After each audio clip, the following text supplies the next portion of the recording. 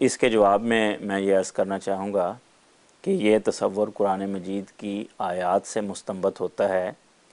چنانچہ ایک آیت جو سورہ النساء کی آیت نمبر 70 ہے، اس میں اللہ تعالیٰ فرماتا ہے وَمَن يُطِعِ اللَّهَ وَالرَّسُولَ فَالَّذِينَ أَنْعَمَ اللَّهُ عَلَيْهِم مِّنَ النَّبِيِّينَ وَالصِّدِّيقِينَ وَالشُّهَدَاءِ وَالصَّالِحِينَ وَحَسُنَ أُولَٰئِكَ رَفِیقًا۔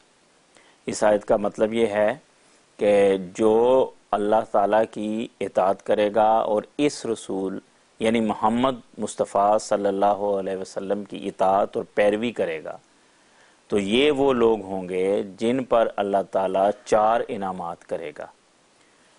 وہ نبیوں میں شامل ہوں گے، صدیقوں میں شامل ہوں گے، شہداء میں شامل ہوں گے، اور صالحین نیک لوگوں میں شامل ہوں گے۔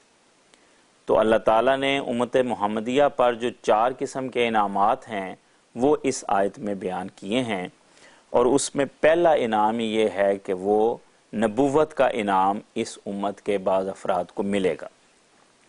اور پہلے فرمایا کن کو ملے گا؟ جو اللہ اور اس رسول کی اطاعت کریں گے۔ تو پہلے اطاعت کریں گے، امتی بنیں گے، تو پھر اللہ تعالیٰ ان کو اس مقام پہ سرفراز کرے گا۔ تو یہی امتی نبوت کہ وہ پہلے امتی ہوں گے اور پھر خدا تعالیٰ ان کو یہ انعامات دے گا۔ تو پھر صدیق بھی اور شہداء بھی اور صالح بھی۔ اچھا، اس پر جو غیرت جماعت ہیں وہ عام طور پر یہ اعتراض کر دیتے ہیں کہ نہیں جی، یہاں الفاظ ہیں فَأُولَٰئِکَ مَعَ الَّذِینَ أَنْعَمَ اللَّهُ عَلَیْہِم، کہ یہ ان انعام یافتہ لوگوں کے ساتھ ہوں گے۔ مع کا ترجمہ وہ کہتے ہیں جی ساتھ ہوتا ہے، تو یہ مراد نہیں ہے کہ یہ انعامات ان کو ملیں گے، وہ یہ بن جائیں گے، بلکہ ان کو رفاقت ملے گی، ان کے ساتھ ہوں گے۔ تو بات یہ ہے کہ مع کا مطلب ساتھ بھی ہوتا ہے اور من بھی ہوتا ہے، یعنی ان میں شامل ہوں گے۔ تو اب یہاں اگر ساتھ کا ترجمہ کیا جائے تو بات بالکل بگڑ جاتی ہے، بات بنتی نہیں ہے، کیونکہ پھر 4 انعام ہیں نا۔ تو پھر یہ ترجمہ کرنا پڑے گا کہ امت محمدیہ کے افراد نبی تو نہیں بن سکیں گے، نبیوں کے ساتھ ہوں گے۔ صدیق ان میں سے ایک بھی نہیں بن سکے گا، صدیقوں کے ساتھ ہوں گے۔ کوئی شہید نہیں ہو سکے گا، کہلا سکے گا، شہیدوں کا ساتھ ہوگا صرف۔ اور حتیٰ کہ کوئی صالح بھی نہیں ہوگا، کوئی نیک فرد بھی امت محمدیہ میں نہیں ہوگا، نیکوں کے ساتھ وہ شامل ہوں گے۔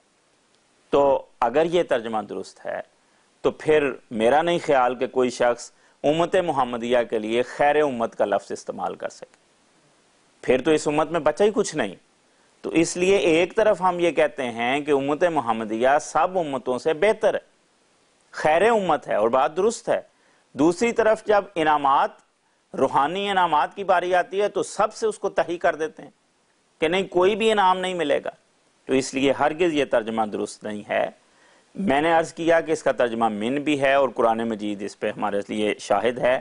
ایک آیت ہے سورہ آل عمران، آیت نمبر 147 ہے، اس میں اللہ تعالیٰ فرماتا ہے کہ توفنا مع الابرار، یہ دعا کیا کرو کہ اے اللہ تعالیٰ ہمیں نیک لوگوں میں شامل کر کے وفات دے۔ اس میں توفی کا مطلب بھی حل ہوتا ہے، وہی لفظ ہے، اور اس کا معنی یہی ہے کہ مجھے وفات دے، ہمیں وفات دے۔ اور مع الابرار لفظ مع کا ہے، تو اس کا مطلب یہ ہے کہ ہمیں نیک لوگوں میں شامل کر۔ یہ تو نہیں ہو سکتا کہ نیک لوگ جب فوت ہوں تو ہمیں بھی ساتھ ہی وفات دے دے، یہ ترجمہ تو ہرگز درست نہیں ہے۔ خلاصہ کلام یہ ہے کہ اس آیت میں واضح طور پر امتی نبوت کا تصور بھی موجود ہے، اور یہ بھی بات موجود ہے کہ محمد مصطفیٰ صلی اللہ علیہ وسلم کے بعد اس امت میں امتی نبی آ سکتا ہے۔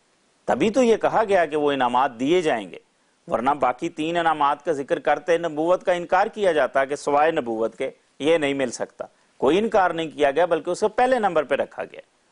اور جب امت محمدیہ کے باقی 3 انعامات مانتے ہیں، صدیق بھی حضرت ابوبکر صدیق مانتے ہیں، حضرت عمر فاروق، حضرت عثمان غنی، حضرت علی شہید ہوئے، ان کو شہید مانتے ہیں، صالحین تو بہت زیادہ ہیں، تو 3 انعامات مان کے چوتھے کا انکار کیسے کر سکتے ہیں جس کو خدا نے سب سے پہلے رکھا؟ تو بات بڑی واضح ہے کہ یہ تصور موجود ہے، اس لیے جماعت احمدیہ کا یہ عقیدہ ہے۔